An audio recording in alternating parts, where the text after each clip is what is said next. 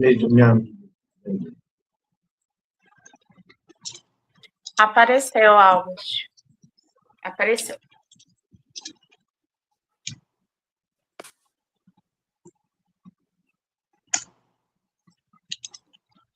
Aqui está uma pessoa visualizando.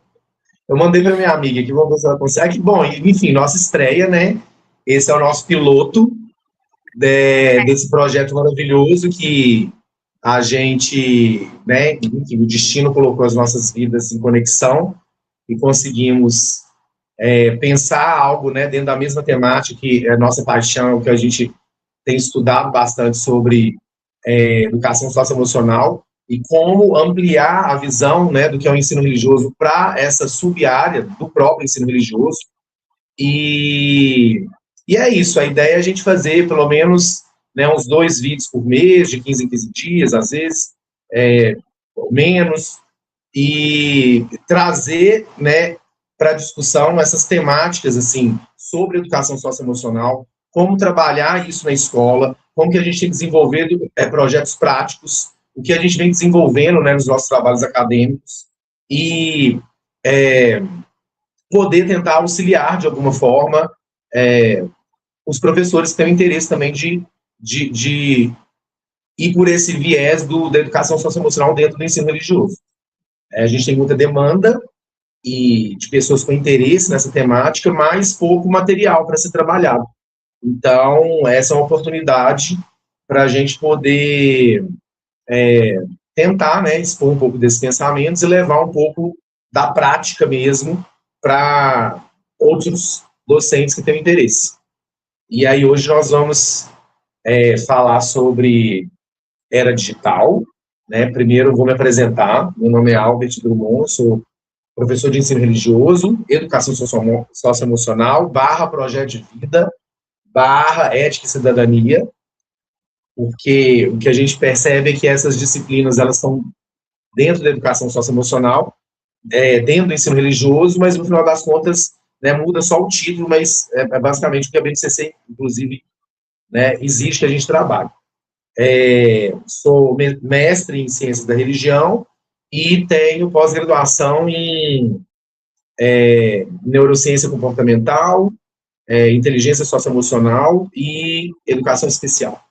E aí agora, né, vou dar as boas-vindas a Isabela, nossa parceira que vai estar com a gente esse tempo todo aí.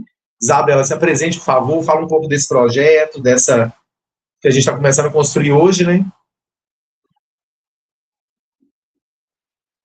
Boa noite, gente. Então, eu sou Isabela. Tenho meu Instagram, prof.isabela Santana.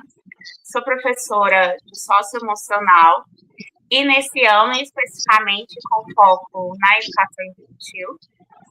É importante mencionar, né, que a minha formação vem da pedagogia, e na pedagogia, né, aprendi, né, do trabalho com a educação infantil, os anos iniciais do ensino fundamental, e não somente isso.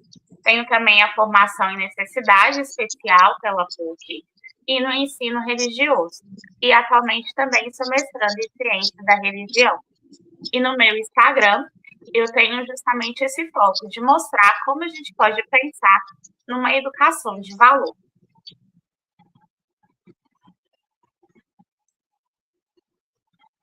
Isabela, ó, o Logan fez nossa primeira visualização, né, desse teste aí, bem-vindo. Vamos discutir um pouco aqui sobre esse tema, né? E vamos lá, primeira questão, eu acho que assim, né, a gente discutiu um pouco sobre isso, o título Educação de Valor na Era Digital, Castelos de Vidro, e o que seria esses castelos de vidro, né? Como que a gente já inicia esse assunto por esse título, por essa ideia de fragilidade, na verdade, né? Isabela. Bem, quando eu coloco já, né, esse título do Castelo de Vidro, é de já pensar numa problematização que nós podemos até trabalhar em sala de aula, não? A anotação dessa música do Link Park para já utilizar na sala de aula, principalmente no fundamental, né? Mas, enfim, essa música do Linkin Park em si, ela vai mostrar para nós acerca da fragilidade humana, do como a nossa vida é marcada por instabilidades e incertezas. E o quanto que o vidro, por exemplo, quando ele faz essa analogia, é um elemento frágil, ou seja, se nós não tomarmos cuidado com o vidro, o que ele normalmente vai acontecer? Ele vai quebrar. Da mesma forma, quando nós pensamos no ambiente digital, nós precisamos ter em mente, né, do como utilizar isso ao nosso favor para pensar, né, uma educação de valor.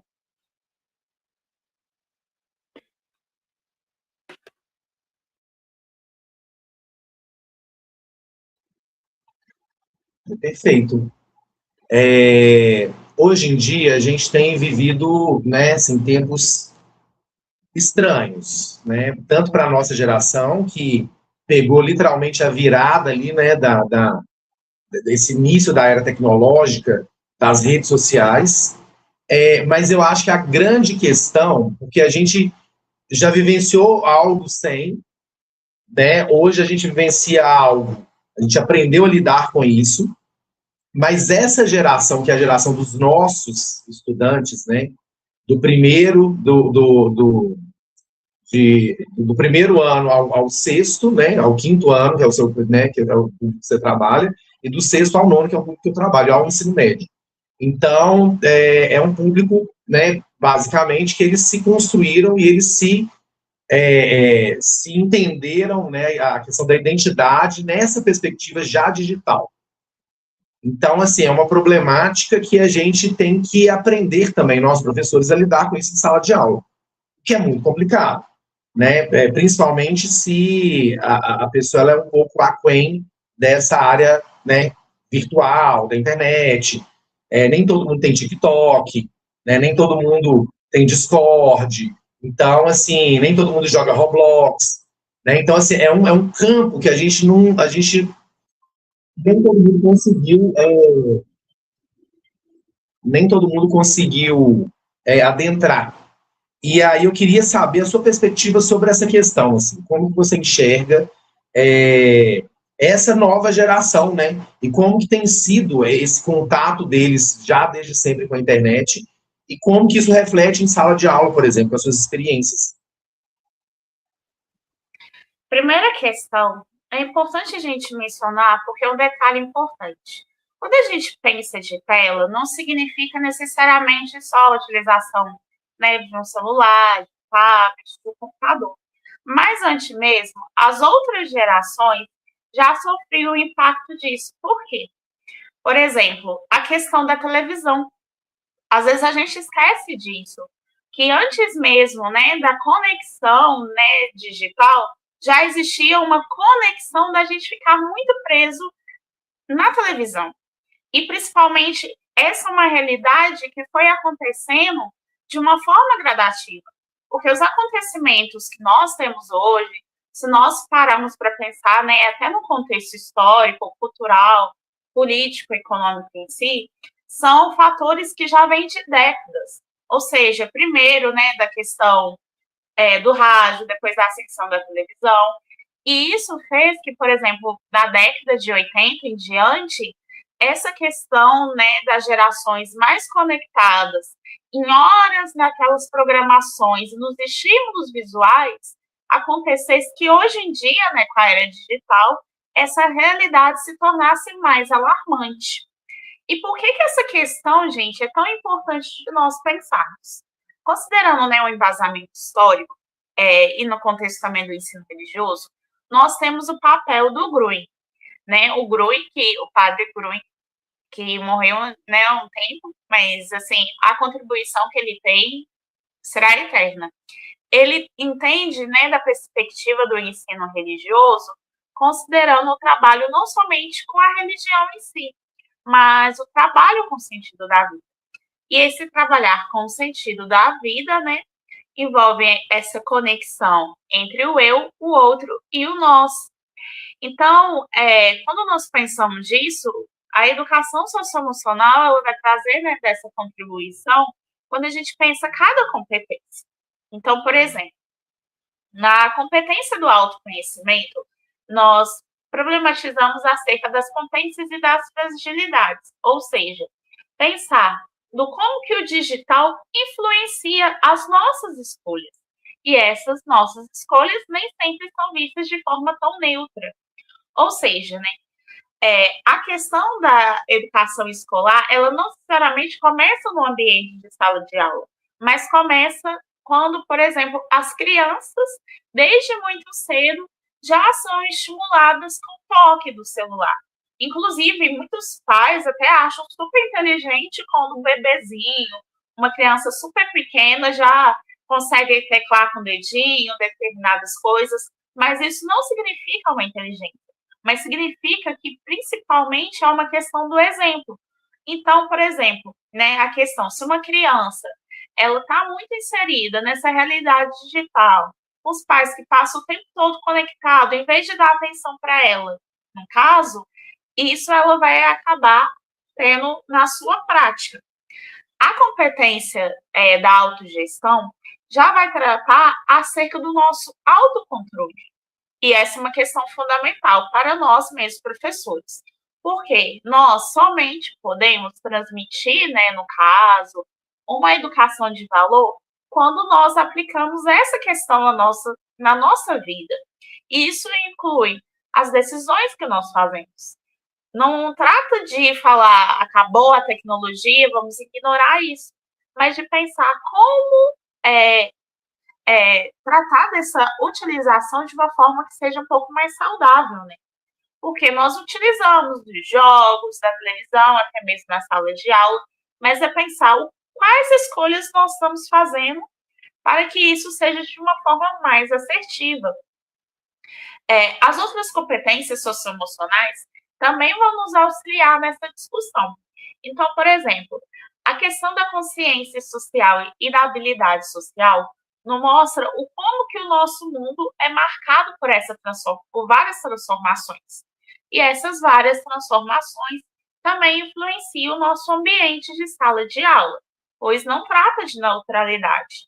Os alunos, eles já têm vivências, experiências, e na medida que a gente vai conectando isso, nós temos que pensar como realmente educar nessa era digital.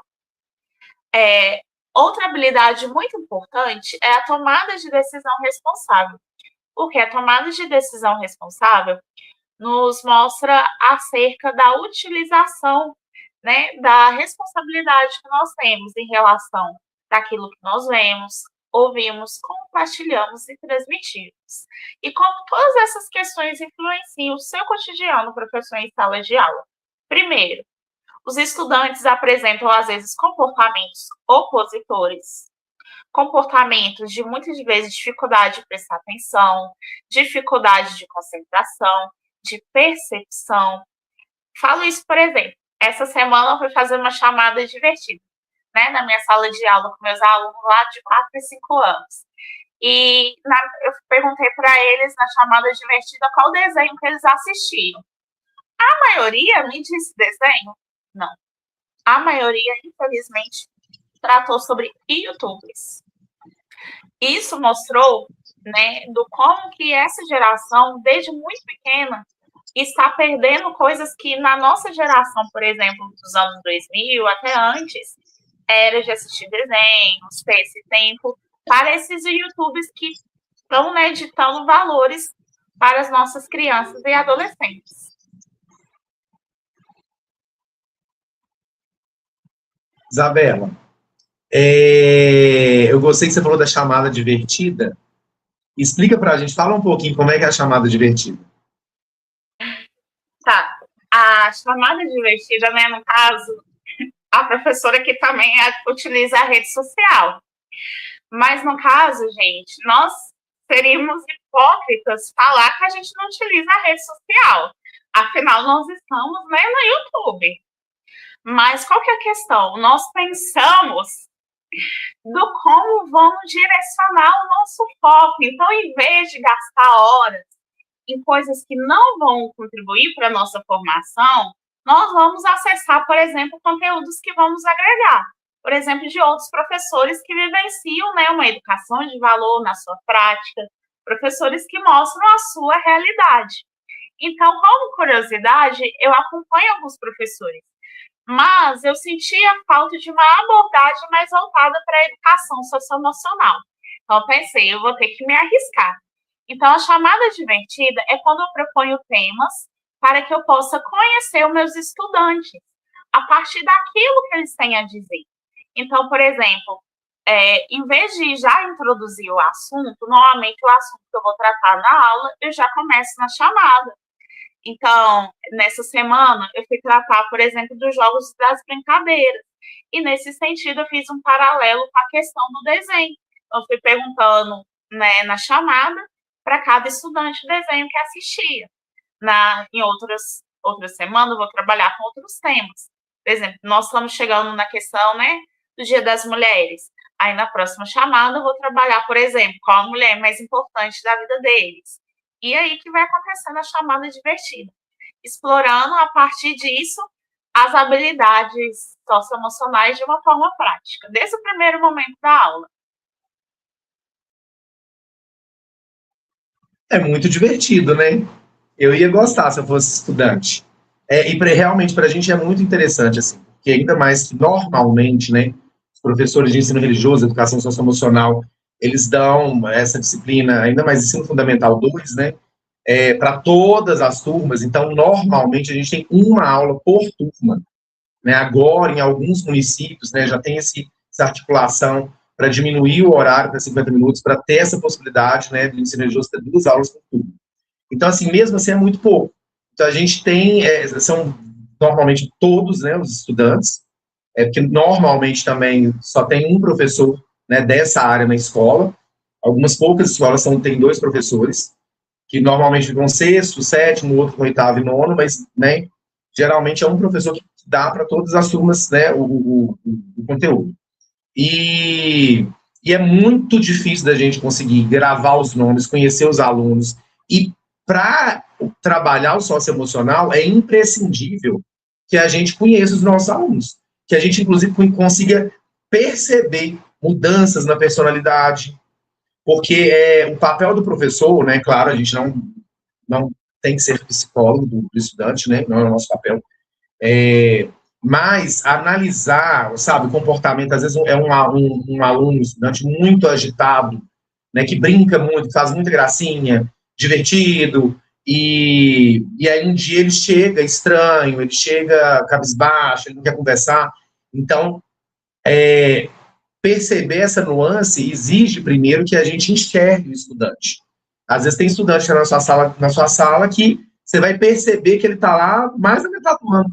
Se você visse ele na escola misturado, você não ia conseguir identificar de que sala que ele é. Porque normalmente a gente tende a guardar, né, as coisas muito boas e as coisas muito ruins. Então, os estudantes, assim, mais trabalhosos, digamos, e os estudantes mais, que entregam mais, né, normalmente a gente consegue, né, localizar eles ali.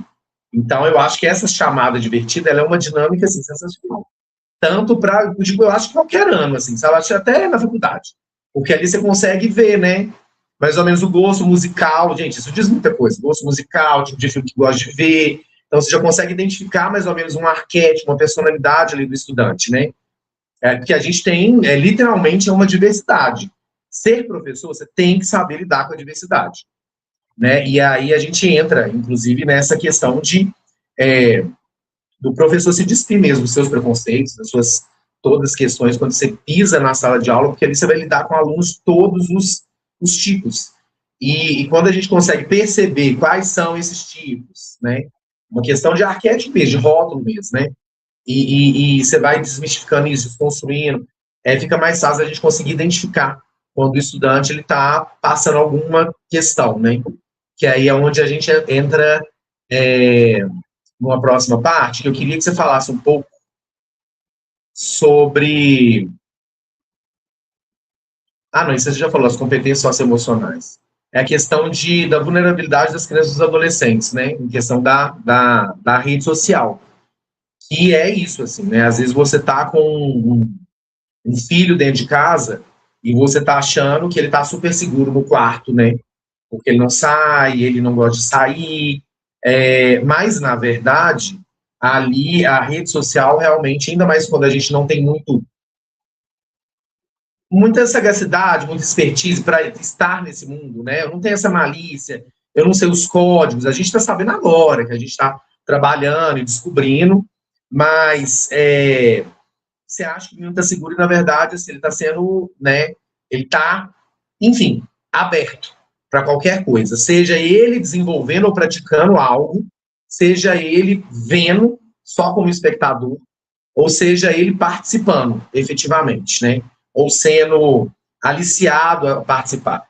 Então, assim, a gente tem visto casos muito complicados, casos de automutilação, de indução ao autoextermínio, de tortura a animais, né? Esses casos todos que estão pipocando aí na internet, na mídia, são casos baseados né, em vídeos feitos e produzidos para serem divulgados na internet por menores de 18 anos.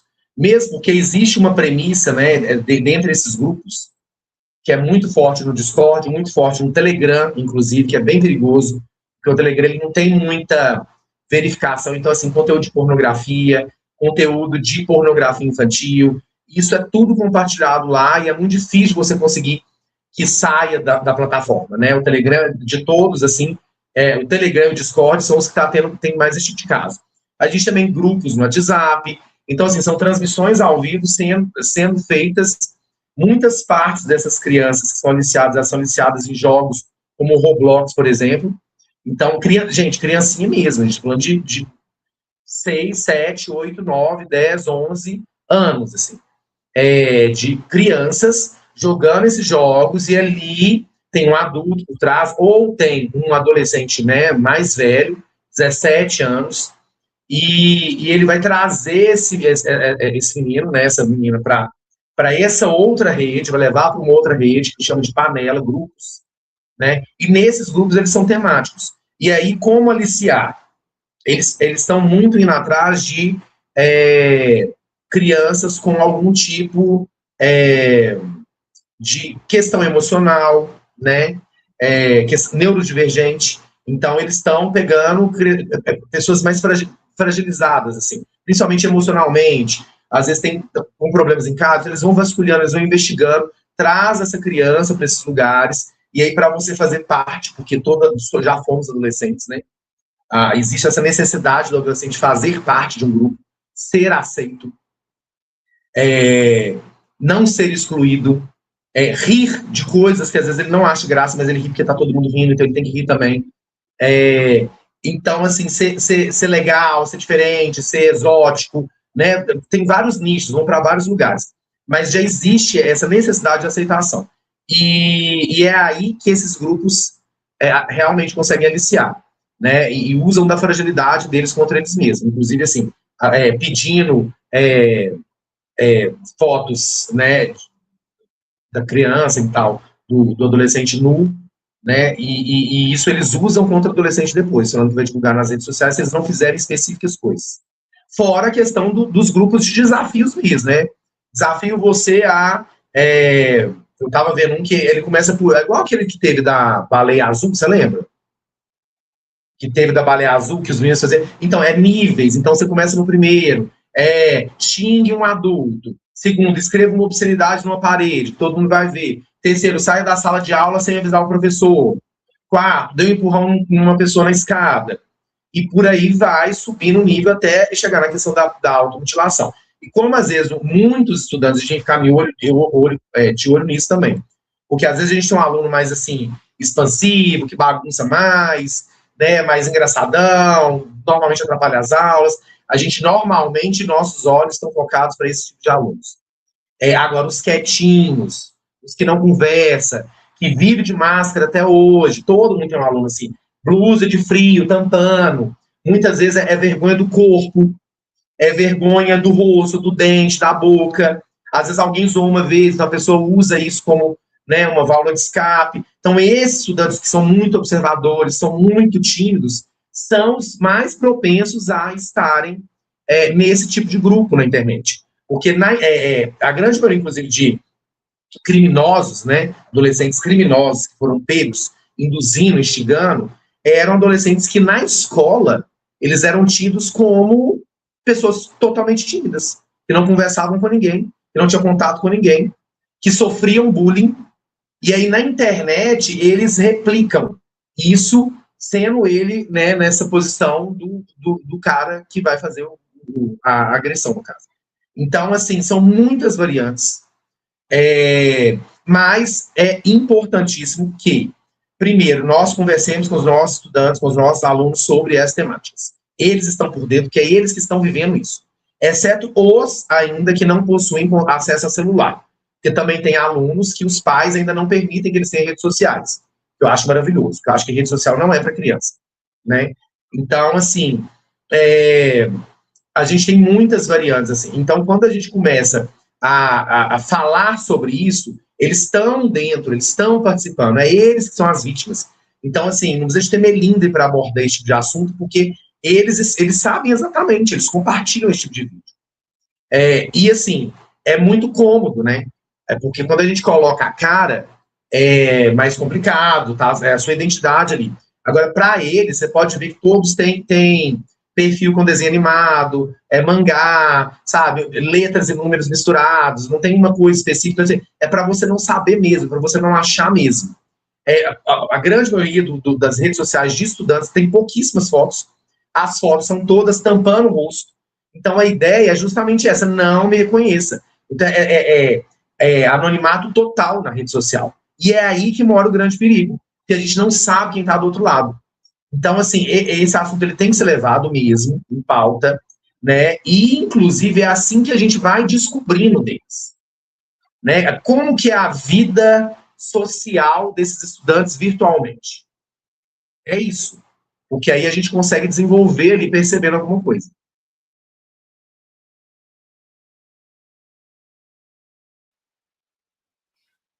Justamente o papel da educação socioemocional e do ensino religioso é evitar que as coisas cheguem, né, nessa questão, porque muitas das vezes nós negligenciamos. E a negligência já começa a partir do primeiro momento, às vezes, que a gente entra em sala de aula. Porque, às vezes, aquele aluno mesmo, né, que tem um comportamento mais da bagunça, nós vamos detectar logo de cara. Mas aquele aluno que é mais tímido, que é mais retraído, muitas das vezes nós não vamos dar espaço para ele. E a grande questão, que acho que é muito importante nós termos em mente, é da questão da autoestima. Por quê? Muito acontece dessas coisas porque a criança ou adolescente, ele está no processo, né, de formação, de construção, né, do caráter, da personalidade, da identidade. Então, como ele não se sente acolhido, né, no ambiente presencial, ele vai para aquele ambiente virtual para buscar, de certa forma, uma certa validação e até mesmo conseguir se expressar. Porque, então, ele vai utilizar, né, certas máscaras para realmente não assumir aquilo que ele de fato é. E essa é uma questão que nós temos que tomar cuidado. E eu falo justamente, né, na neurociência, mostra justamente muitos estudos para a questão, por exemplo, da utilização das telas e do como que isso vai influenciar e trazer malefícios, principalmente para a formação cerebral. E por que essa é uma questão importante? Se o período, né, da infância e da adolescência não é a capacidade ainda do indivíduo conseguir pensar tão racionalmente sobre as suas escolhas, é fundamental que a família entenda que não deve dar o celular para a criança ou para o jovem e deixar para lá, que ele escolha, mas deve fiscalizar, deve realmente estar presente, dar um suporte, dar um apoio e ver o que está sendo acessado. E os educadores também devem ter esse diálogo. Então, quando eu tive, por exemplo, né, na minha turma de 4 anos, que as pessoas falam, nossa, mas que coisa boba. Ah, mas criança de 4 anos é muito bobinha, é muito inocente. Mas já começa por aí.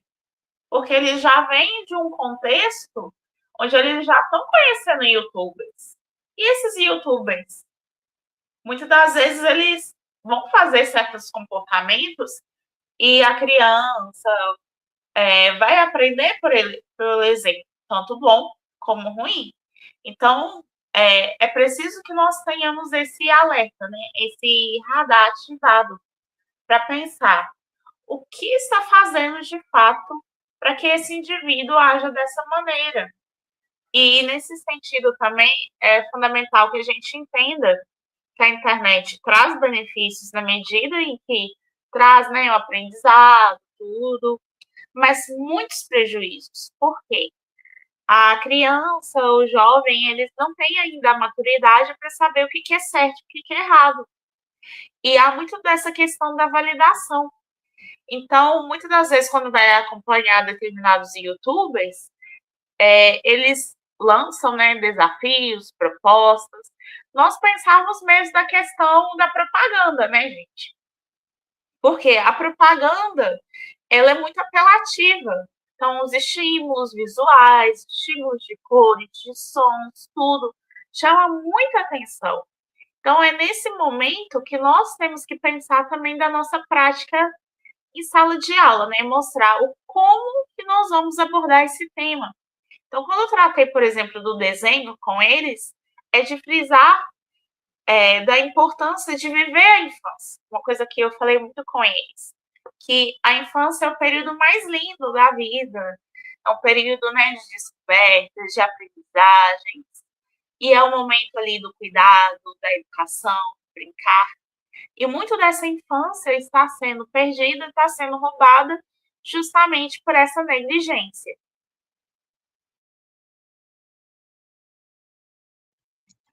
Isabela, deixa eu ver se eu consigo me colocar aqui, porque ah, deu um problema aqui no computador, onde eu mudo a tela, né? Vamos ver aqui. Sim. E aí vai ficar em você por enquanto. Até conseguir abrir aqui, já está entrando. Se você quiser falar mais alguma coisa em relação a isso, eu tenho aqui, ó, o Logan Faeda, ele falou assim, atividades que estimulam os alunos a se expressarem são as minhas preferidas, pois é aí que percebemos o que eles estão pensando, né? Então, assim, essa questão de desenhos, né? O que você consegue me falar, assim, de atividades que você já fez em sala de aula, que que a gente consegue entender mais os nossos estudantes, né? Essa da chamada já foi sensacional. Tá, eu vou falar mais do contexto mesmo da sala de aula. É importante que a gente tenha em mente uma palavra-chave em todas as nossas práticas: valor. Valor está naquilo que nós transmitimos. E isso acontece principalmente por meio das vivências. Mas como que nós vamos pensar isso no contexto da sala de aula? Você comentou, né, que tem um período de 50 minutos. Eu também, na minha atuação, normalmente eu passo 1 hora em cada sala de aula. Então, como que eu organizo, né? Eu estabeleço os 10 primeiros minutos iniciais para estabelecer uma rotina com eles. Então, eles sabem que sim, eu sou a louca da rotina. Então, eu coloco no quadro o que nós vamos fazer. E depois disso, eu vou para a chamada. Eu acho que a chamada é um momento que às vezes a gente faz tão depressa no automático e às vezes não dá importância. Mas ali é o primeiro momento. Por quê? Quando você faz a chamada, você pode até não reconhecer o nome do aluno, mas você reconhece o rosto. Você sabe se o aluno está triste, se o aluno está feliz, se o aluno está bravo, se o aluno está com fome, enfim, você sabe. Então, é um momento, por exemplo, que eu paro para perceber em cada aluno que vai dizendo presente, se ele realmente está presente ou se ele está só o corpo ali. E a alma está em outro lugar. Isso é importante. Mas depois disso, eu tenho normalmente das práticas das músicas, e aí às vezes eu utilizo sim a televisão, tá? Porque eu não sou hipócrita de falar que eu não uso a tecnologia, não. Mas em vez de ser 1 hora de tecnologia, eu coloco o quê? 10 minutos. 5 minutos, e eu penso justamente coisas que vai agregar. Por exemplo, essa semana eu estava trabalhando com meus alunos lá no infantil, da música lá da cabeça, ombro, joelho e pé, para trabalhar da questão da lateralidade, do movimento, da atenção, né, da consciência corporal. E é um momento que ali eu consegui até perceber o aluno que tem consciência corporal que não tem. Porque se um aluno ele não brinca, ele não pula, ele não extravasa a energia, como que ele vai se manifestar nesse momento? Mais retraído, com mais dificuldade no movimento, que é comum para a faixa etária. Porque se a gente entende, né, dos marcos de desenvolvimento, a questão, né, do movimento, do pular, do bater palma, desses toques, que muitas vezes são negligenciados, como se fosse uma besteirinha, mas não é. O brincar, os jogos têm uma intencionalidade pedagógica. Outra atividade que eu faço muito, inclusive fiz hoje, que foi do Seu Mestre Mandou. Ou seja, eu vejo também da capacidade deles conseguirem reproduzir. Então, por exemplo, seu mestre mandou bater palma, seu mestre mandou fazer tal movimento, e aí eu vejo se eles conseguem acompanhar ou se eles distraem mais rápido. Por quê? É uma brincadeira que envolve atenção. Outro detalhe, na hora da fila, né? Porque às vezes as pessoas demonizam a fila, falam, mas que fila, é bobagem, mas não é, gente. Em todo momento a gente vai utilizar a fila. Só que é preciso que você direcione a fila não como uma docilização dos corpos, mas como um treino realmente para entender o mundo. Porque nós, professores de educação socioemocional e ensino religioso, nós trabalhamos o quê? A noção do eu, do outro, do nós, desse contato com o mundo. E como que isso dá esse contato com o mundo? Por meio da vivência real, concreta. Então, no momento da fila, eu já consigo perceber. Tal estudante, ele não aguenta ficar 2 minutos. Mas por que será que ele não está aguentando ficar 2 minutos? Tal estudante está querendo passar a vez. Mas por que será que ele está querendo passar a vez? Essas questões já vai trazendo, né, para nós esse contexto. Por quê? Quanto mais um estudante ele vive conectado, inserido no ambiente digital, mais impaciente, mais irritado, mais nervoso, mais ansioso, menos capacidade de atenção e concentração. E isso mostra para nós. Já aquela criança que normalmente consegue, né, já participar mais, interagir de uma forma saudável, porque a gente não imagina uma sala de aula onde todo mundo é quieto o tempo todo, não existe, tá? É claro que a gente precisa estabelecer limites, claro, regras e combinados, mas isso parte da vivência. E uma coisa importante, né, mencionar a partir disso. Celular, tablet, computador não é brinquedo, gente. Não é uma coisa que você dá para uma criança, para presente do seu aniversário. Não é. A criança precisa brincar, interagir, relacionar. A partir disso que ela vai criando essas vivências. E no caso também, né, é importante da gente ter em mente desse contato. A criança é extremamente tempo de qualidade que a gente passa com ela, e a gente não pode negligenciar essa questão, principalmente dos 4 aos 10 anos, é uma fase fundamental de formação, então a gente precisa estar presente, convivendo, conversando com essa pessoa, né, os pais, no caso, conversando com seus filhos, compreendendo como que foi o ambiente da escola, o que ele vivenciou, como ele se sentiu. É realmente um desafio, mas que a gente precisa levar a sério. Aqui, muito interessante. E dentro dessa perspectiva, né, de atividades que a gente pode provocar que os estudantes se abram, né, eu gosto muito de trabalhar arquétipos, né, do Jung. Então, como que no final das contas, né, a gente fala muito sobre rótulo, né? Eu não gosto que me rotule, mas a gente faz isso 24 horas por dia. Né? Você tá numa fila, fulano tá atrás daquela pessoa tal. Né? A gente já identifica, assim, o estereótipo, a gente tem isso. Pessoa com cabelo assim, cabelo assado, nossa mente já leva para uma gavetinha, para uma caixinha mesmo. E, assim, na cultura religiosa, a gente tem muitos arquétipos, principalmente através dos deuses, né? Deuses, orixás, a questão da astrologia, os signos, que são como se fosse isso, né? Você divide as pessoas em tipos de personalidade, com características específicas, e aí é muito interessante trabalhar isso com os alunos, porque você pega aquela multidão de personalidade e você consegue direcionar, eles mesmos se colocando. Olha, dessas emoções eu tenho mais raiva, dessas emoções eu me identifico mais com a inveja, eu me identifico mais com o amor, né, com a paixão. Então, eles já conseguem ir se colocando. Então, fazer trabalhos de autoimagem é muito interessante. Você pedir para eles fazerem desenhos no autorretrato mesmo, assim. Tem um trabalho que é muito sensacional, que a gente faz com a parte da sombra, né? Então, você coloca o menino, assim, pega uma iluminação, coloca ele, né, a luz apagada da sala, alguém vem o celular, ele fica de frente para a parede, então faz a sombra. E aí você vem com papel A3 e você consegue marcar a sombra do menino.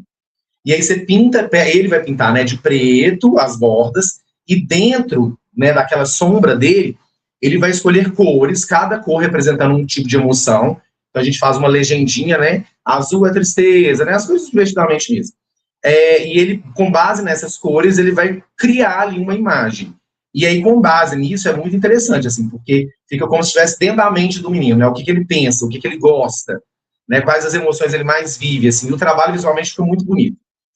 Tem outro também que é do maniqueísmo, que você divide a sala, né? Porque essa coisa, tipo assim, quando a gente vai trabalhar maniqueísmo, a ideia é justamente desconstruir o maniqueísmo. O maniqueísmo, ele existe na sociedade, né? Através da política, né, do 880, ou você está do meu lado ou você é meu inimigo, através das religiões, ou você acredita no meu Deus ou você vai para o inferno, através do esporte, de um time contra outro time. Então existe essa relação maniqueísta. Agora, não existe um ser humano maniqueísta. E aí onde eu vou trabalhar com eles a ideia do yin yang, do taoísmo, de que, né, dentro de todo mal existe um pouco de bem, dentro de todo bem existe um pouco de mal, fazer eles entenderem que por mais horrível que a pessoa seja e atitudes péssimas que ela tenha tido, vai ter alguém que ama ela. E ela já vai ter feito algo bom para alguém. Né? Então, assim, trabalhar dilemas éticos. Né? Gosto de trabalhar muito a questão nessa questão. Essa pessoa, então, vamos colocar que exista, né, segundo algumas religiões, essa crença do céu e do inferno. Então, como julgar isso? Com base em quê? Né? Nós somos feitos de atitudes, né? Só que nós somos o bem e o mal, a gente não é unânime, as pessoas gostam, as pessoas não gostam da gente. Então, eles entenderem que os pais, às vezes, que eles, né, ficam assim, enlouquecidos, com raiva, revoltados, são os mesmos pais que amanhã eles vão estar amando, e, né, dando graças a Deus. Então, assim, somos essa dicotomia. E aí a gente faz essa linha no chão, que é onde eu faço eles entenderem, eles compreenderem mesmo essa questão, faço essa linha no chão, e aí eu vou fazendo perguntas de sim ou não. E aí é muito maravilhoso, porque você consegue realmente descobrir muito sobre os estudantes. Eu gosto de maçã. Aí quem gosta vai para o lado do sim. Aí você já vê que pessoas que são totalmente diferentes gostam de maçã. Então eles já vão vendo que, por mais diferentes que eles sejam, eles têm muita coisa em comum. E aí depois você fala assim, e aí você vai elevando o nível. Eu não gosto de matemática. Vai quase todo mundo do lado de lá. Fica um ou dois, e aí é engraçado que eles se olham assim, e aí você vai falando, se você quiser saber mais coisas, você pode puxar isso. Eu já dei um beijo. Vai ter os estudantes que vão para o lado, já deu um beijo. Eu já estraguei um brinquedo de um colega. Vai ter isso, nossa, não sei o quê. E aí você vai vendo que, assim, atitudes positivas e atitudes negativas, todos nós temos. E aí essa interação e essa visualização, né, das pessoas que estão do seu lado agora, das pessoas que não estão do seu lado, isso ajuda bastante a gente e é muito legal para eles se conhecerem também, né, e se conhecerem internamente. E tem outro também que esse eu acho importantíssimo, assim, né, é uma proposta que nós, professores de ensino religioso, deveria fazer para a escola mesmo, seria uma coisa mais da gestão da escola mesmo, que é a questão do diário emocional. Porque como eu tive, né, ano passado, infelizmente, aconteceu uma tragédia numa escola, uma estudante brilhante cometeu, né, autoextermínio, isso foi gravado e transmitido nesses grupos online. A gente ficou muito se perguntando o que a gente poderia ter feito, como a gente poderia ter identificado isso. E eu lembro que próximo da data que ela fez, ela estava dormindo muito. Ela estava passando o dia inteiro na internet. Ela chegava muito cansada, ela dormia o dia inteiro. Ela ficava na hora do recreio dormindo na sala de aula. É algo, assim, que tá na cara, mas a gente não enxerga na correria, mil coisas acontecendo. Você acha que a pessoa está passando por um problema, né? A pessoa não fala, você também não pergunta. E aí, o diário emocional serve para isso. Para todos os professores, né? Quando perceber alguma coisa diferente emocionalmente no estudante, igual o diário de bordo tem o nome do estudante, a gente coloca lá, olha, hoje dormiu muito na minha aula, hoje está mais agressivo que o normal, conversas muito sexuais, porque futuramente, caso, né, nem futuramente caso aconteça alguma coisa, porque a ideia, na verdade, é prevenir. Para numa reunião de professores, a gente pega esse diário e começa a observar, fala, olha, esse aqui tá, o comportamento dele realmente está muito esquisito, muito estranho. De tentar fazer uma intervenção com esse estudante, quiçá, né, porque também essa questão de chamar a família é muito complicado, porque às vezes o problema é dentro de casa. Então, tem que ter também essa delicadeza, né, de entender qual que é mais ou menos, mas o diário emocional, ele é muito importante, porque ele facilita muito futuramente, né, a gente prevenir casos como esse, assim, na percepção coletiva do estudante, que é diferente só da sua percepção.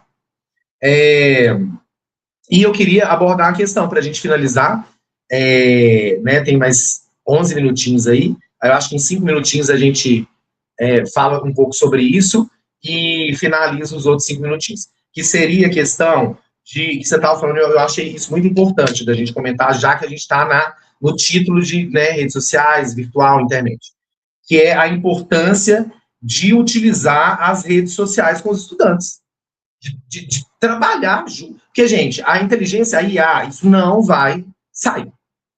Nós, professores, usamos as inteligências artificiais. Então, isso é algo que veio para ficar. Não tem como a gente ficar fingindo, né, que os estudantes não podem ter acesso. Então, já que eles vão ter acesso de qualquer forma, eu acho muito importante uma educação virtual mesmo, né, de como utilizar essas ferramentas, né, de como, e a importância mesmo, de trabalhar mesmo. Eu vou fazer um trabalho de arquétipos com os estudantes, com base, né, eu vou pedir que eles façam de inteligência artificial, porque fazer um prompt, que é você colocar o texto lá para que a imagem saia do jeito que você quer, é muito difícil. O estudante tem que ter um poder de síntese muito bom, um poder de resumo muito bom, para ele conseguir transpor da mente para o teclado, e do teclado para a imagem que ele está querendo, né? Então, é algo assim que dá para a gente poder conseguir. Eu queria que você falasse um pouco sobre isso. É importante que você trouxe isso, porque a gente não tem como ignorar, mas nós temos que ter em mente, principalmente da questão da faixa etária. Porque, primeiro, você vai desencadear um trabalho diferente para cada idade. Não tem como, 4 anos de idade, você vai falar comigo sobre inteligência artificial. Mas você vai falar sobre televisão. Você vai falar sobre YouTube. Então, por exemplo, em vez de falar para ele assistir lá a Emily Vick, você vai falar, já que a gente está aprendendo sobre emoções, vamos pesquisar, por exemplo, no YouTube, um vídeo explicando sobre o que é ansiedade. Vamos assistir um trecho divertidamente? Vamos ver, por exemplo, tá muito agora aquela brincadeira lá do vira-virou, né, da música. Vamos fazer a coreografia? É utilizar o quê? Ao nosso favor, mostrando como que a gente vai utilizar a internet para pensar numa educação saudável. Só que é importante ter em mente que quanto menor, a presença do pai, da mãe, dos educadores é fundamental, né? Claro. E aí, aos poucos, ir direcionando essa autonomia de forma responsável. Mas a prática da autonomia, gente, é uma questão que não se constrói do dia para a noite, né? Leva tempo. Então, por exemplo, como você vai direcionar para faixa etária de 4 a 10 anos para trabalhar com essa questão da internet de uma forma benéfica? É mostrar como que eles vão, por exemplo, junto com os pais, né, no caso, outras pessoas de convivência, utilizar a internet para estudar, para pesquisar, para procurar assuntos. Você mesmo, como professor, você pode direcionar vídeos, né? Por exemplo, para poder assistir em casa, pesquisas que possam fazer de forma mais intencional, mais direcionada, e gradativamente, na medida em que esse sujeito for crescendo, né, você vai ampliando essa dimensão. Aí, tá vendo como nossa dupla é perfeita? Porque eu trabalho, né, a minha forma de trabalhar é literalmente, né, enfim, estudantes do 6º ao 9º ano ensino médio, que já estão nas redes sociais, né? É difícil você encontrar um estudante, inclusive de 6º ano, que não tem uma rede social, o que eu acho lamentável, assim, né? Agora, os mais, assim, né, do 8º, 9º, 1º, 2º e 3º, é quase impossível, realmente, um estudante não ter uma rede social.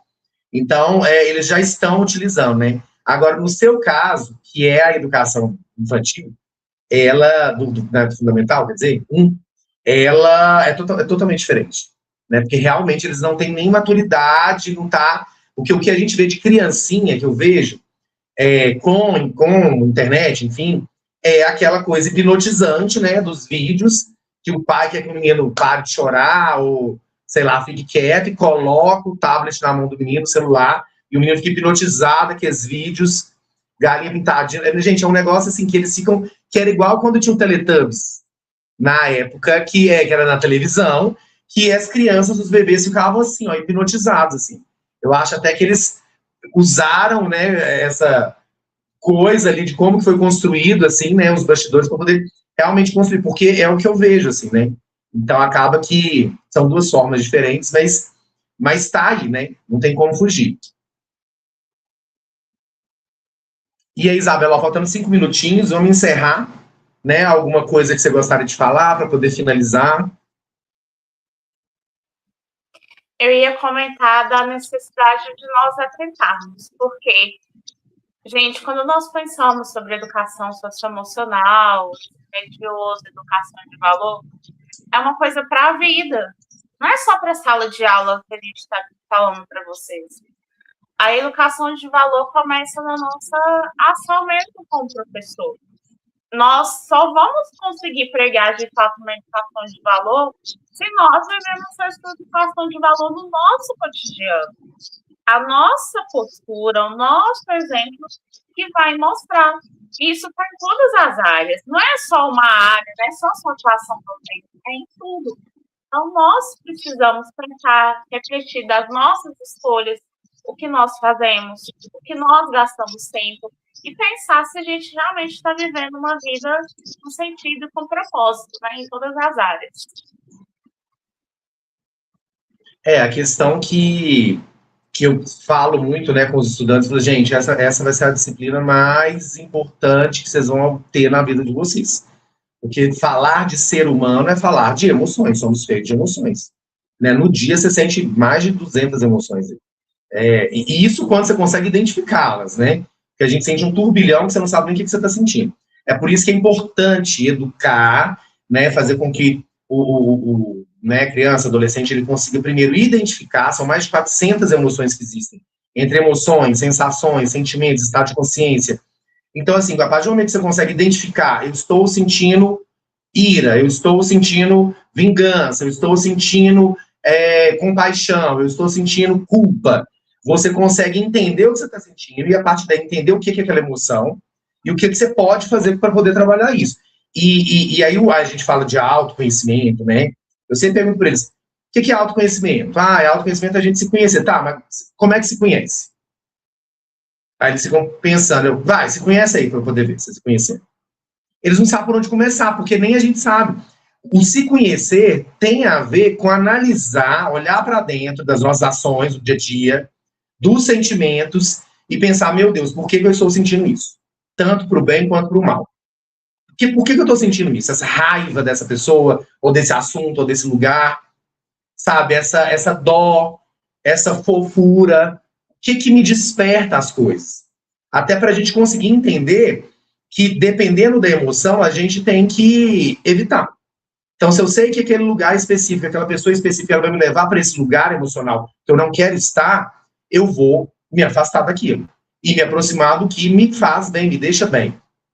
Mas tem uma noção também de que tem que existir um equilíbrio, porque as emoções, tanto as mais positivas e as mais negativas, elas são dúbias. Então, tudo vivenciado em excesso, né, que o Aristóteles vai falar da questão, né, das emoções por deficiência, das emoções por excesso, que aí por excesso seriam vícios, por excesso e vício por deficiência. Então, assim, tudo em extremo pode ser um grande perigo, uma grande armadilha.